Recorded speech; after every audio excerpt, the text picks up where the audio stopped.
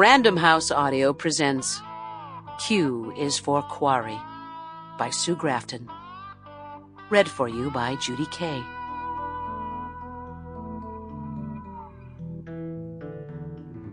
Q is for quarry.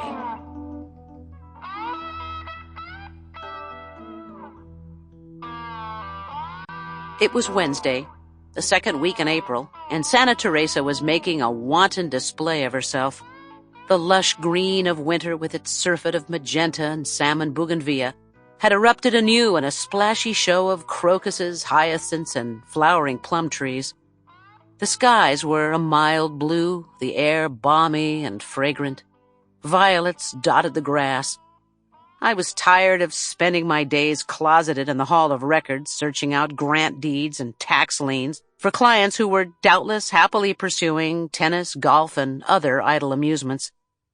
I suppose I was suffering from a mutant, possibly incurable form of spring fever, which consisted of feeling bored, restless, and disconnected from humanity at large. My name is Kinsey Millhone. I'm a private detective in Santa Teresa, California, 95 miles north of Los Angeles.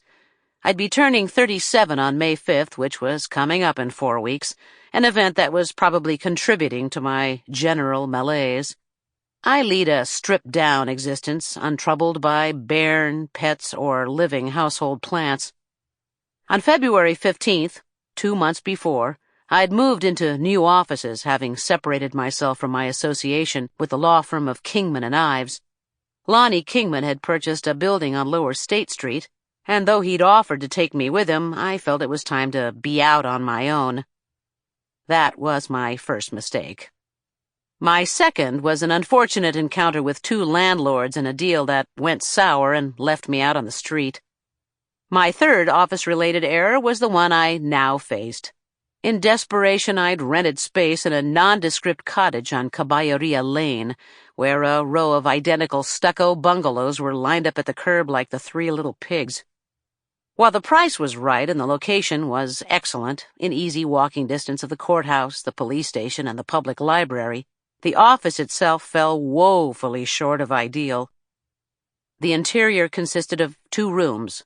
The larger I designated as my office proper.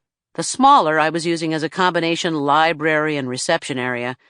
In addition, there was a galley-style kitchen where I kept a small refrigerator, my coffee pot, and my Sparkletts water dispenser. There was also a small, fusty half-bath with a sorrowful-looking toilet and sink. The whole of it smelled like mildew, and I suspected at night wee creatures scuttled around the baseboards after all the lights were turned off. I had plenty of money in savings, so in theory I could have held out for much classier digs. On the other hand, at $350 a month, the space was affordable and satisfied one of my basic principles in life, which is never, never, never to live beyond my means. Since the bungalows on either side of mine were vacant, I was feeling isolated, which may account for a newfound ambivalence about my single status in a world of married folk. Except for 2 brief failed marriages, I'd been unattached for most of my natural life. This had never bothered me. More often than not, I rejoiced in my freedom, my mobility, and my solitude. Lately, circumstances had conspired to unsettle my habitual content. Earlier that week, I'd encountered my friend Vera with her husband, Dr. Neil Hess. I was sneaking in a late-afternoon jog on the bike path at the beach when I'd spotted them sauntering along ahead of me. Vera was a former employee of California Fidelity Insurance, for which I'd also worked. The 2 of them were accompanied that afternoon by their 18-month-old son in his stroller and a grinning golden retriever pup frolicking and prancing, tugging at his leash. We paused to chat, and I realized that in the 3.5 years since I'd last seen her, my life had changed barely a whit.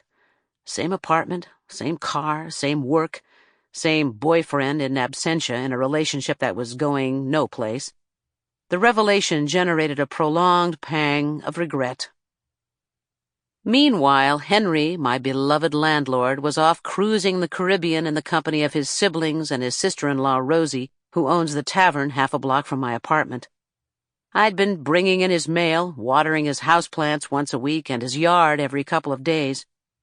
Rosie's restaurant would be closed for another 5 days, so until the three of them returned home, I couldn't even have supper in familiar surroundings.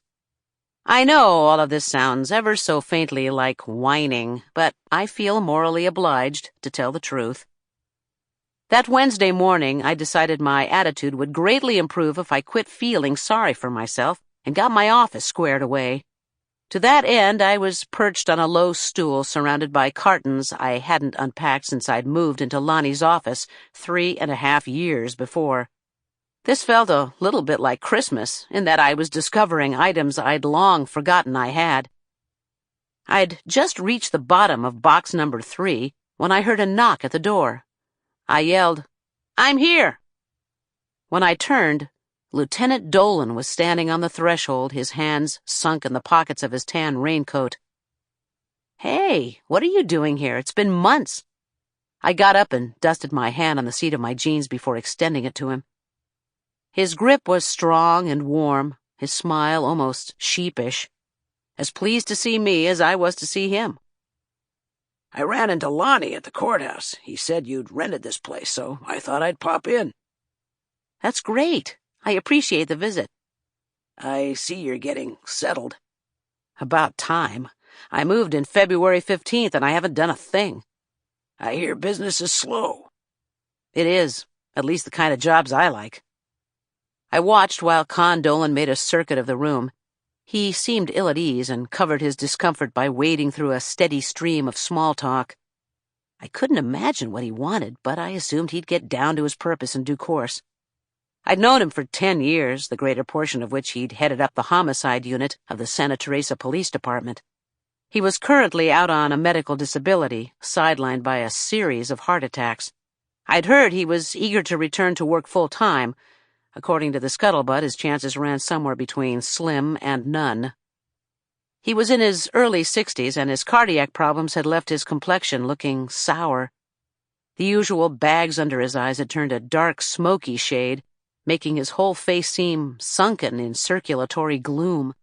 His face had tended to be pouchy in the best of times, but now his mouth was pulled down in a permanent expression of malcontent. Just my kind of guy. I said, "So, what's up?" "I'm on my way to lunch and thought you might join me, if you're free, that is." I glanced at my watch. It was only 10:25. "Sure, I could do that. Let me get my bag and my jacket and I'll meet you out in front." We took off on foot, walking to the corner where we turned right and headed north on Santa Teresa Street. I thought we'd be going to the Del Mar or the Arcade, 2 restaurants where guys from the PD gravitated for lunch. Instead, we soldiered on for another 3 blocks and finally turned into a hole in the wall known as Sneaky Pete's.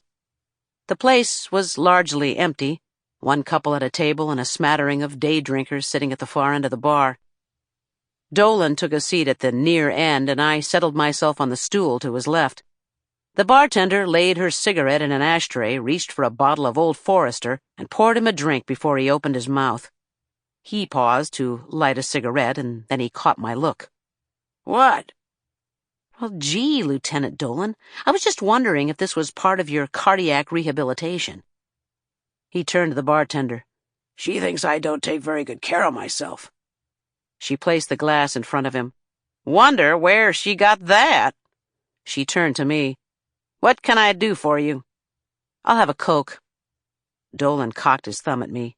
"Kinsey Millhone. She's a PI in town. We're having lunch." "Tanny Ottweiler," she said, introducing herself.